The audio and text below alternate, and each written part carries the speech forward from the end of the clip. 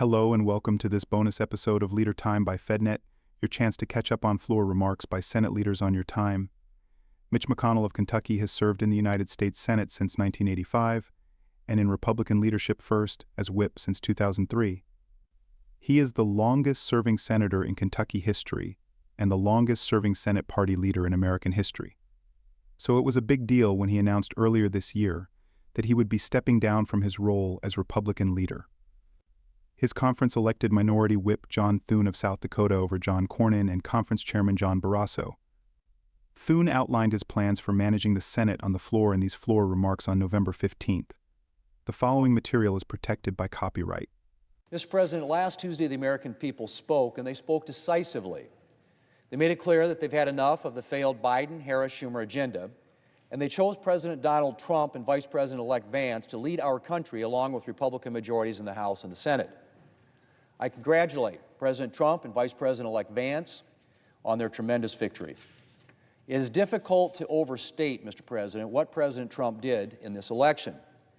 Republicans have improved our margins in 3 out of every 4 counties in the United States and grew support with nearly every demographic group. President Trump won more Hispanic support than any Republican president ever before, and younger voters played a crucial role in his victory. The Republican coalition is broad and strong and growing. Mr. President, the American people handed President Trump and Senate Republicans a decisive victory. And now the real work begins, delivering on our agenda. That starts with ending the Biden-Harris border crisis and deporting illegal immigrants. Also at the top of the list is strengthening our economic and fiscal future. The last 4 years of Democrat inflation have been very difficult for working Americans. And so Republicans will be focused on doing everything we can to expand economic opportunity and to increase growth. That starts with taking action via reconciliation to preserve the tax relief Republicans delivered for Americans during the first Trump administration. It's also time to check the bureaucratic machine here in Washington, D.C.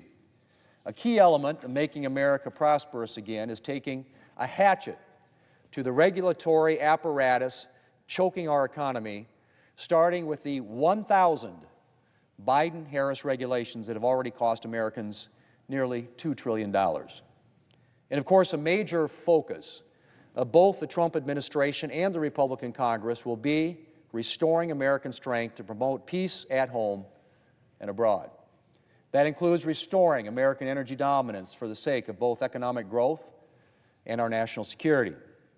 Mr. President, yesterday my colleagues chose me to lead Republicans here in the Senate during the 119th Congress.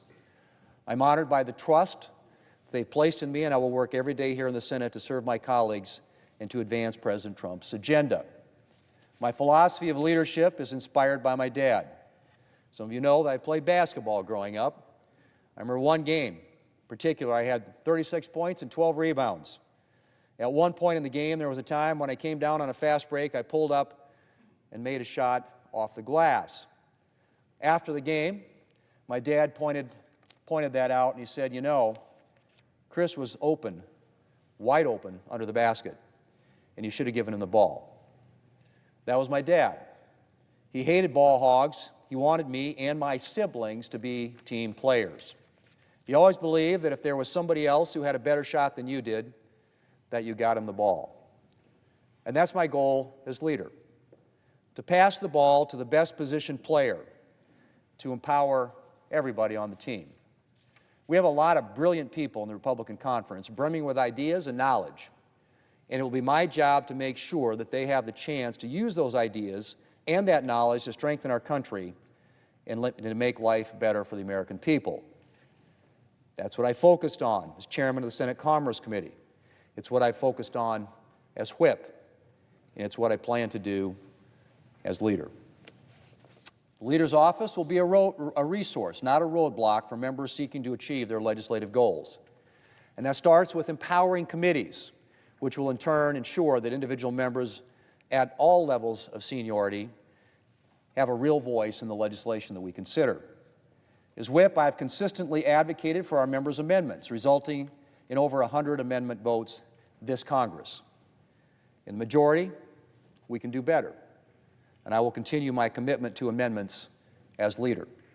The committee process is key to developing strong legislation, but all members of the Senate, and not just the members of a particular committee, should have a voice in final legislation through amendments on the floor. Members should assume that amendment votes will be the norm. That will mean taking tough votes at times. But that, folks, is part of our jobs. Members should also expect a return to regular order in the Senate next year. I will devote serious time in the summer to floor consideration of appropriations bills so that we don't constantly wind up with an end-of-the-year pileup and problematic continuing resolutions. And needless to say, the floor priority at the start of the year will be confirming President Trump's nominees. And members should expect an aggressive schedule until those nominees are confirmed. Mr. President, I know communication has been a concern for members of our conference. As whip, I've tried to be very accessible, whether that's by phone or in person.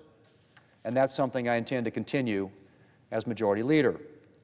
That includes regular, substantive updates for members and staff.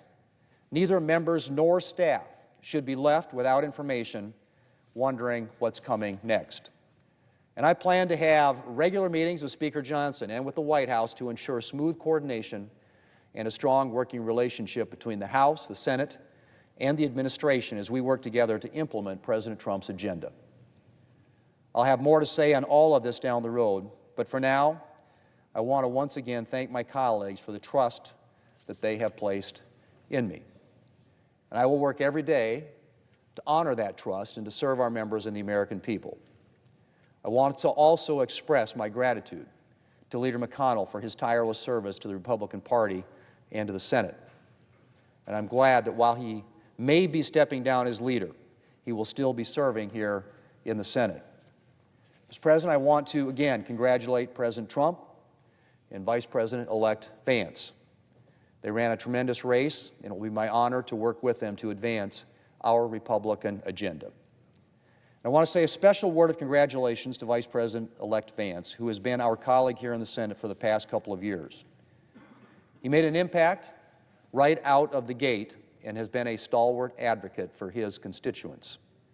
Now he will be a stalwart advocate for the American people. And I look forward to continuing to work with him in his new role as Vice President. Mr. President, a big thing that drew me into politics was Ronald Reagan. His philosophy of limited government and peace through strength resonated with me. But I was also drawn by his sense of humor, his optimism, and his belief in America. And I suspect that a lot of people who voted for President Trump in this election were attracted in part by the fact that President Trump conveys a lot of that optimism and faith in our country.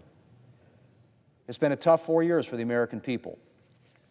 But like President Trump and Ronald Reagan, I believe that America's best days lie ahead. And I look forward to working with my Republican colleagues here in the United States Senate and with President Trump and Vice President Vance to build a strong and prosperous America and a bright new dawn for the American people. Mr. President, I yield the floor. Thanks for listening to this FedNet podcast, and be sure to subscribe on your favorite podcast platform. This program is copyrighted by Federal Network, Incorporated, and provided only for informational and educational purposes. Unauthorized reproduction, distribution, or use of this episode without express written permission from FedNet is prohibited. Visit fednet.net on Monday, January 6th for streaming coverage of the Electoral College as Vice President Kamala Harris presides over election certifications in the House chamber.